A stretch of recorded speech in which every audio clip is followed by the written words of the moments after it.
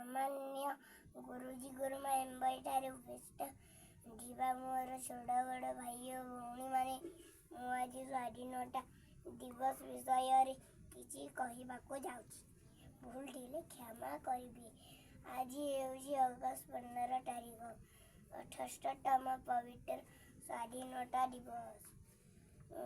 यही दिन आम देश इंग्रेज मानक ठारू मुक्ति पाइथिले। यह हेउछि आम जातीय दिवस।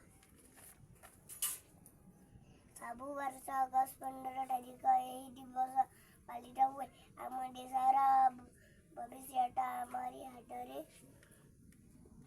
तेणु आमे आम देशर सुरक्षा पाई प्रतीक्षा करवा उचित। एटिकी कहि मोर वक्तव्य करुछि। धन्यवाद। जय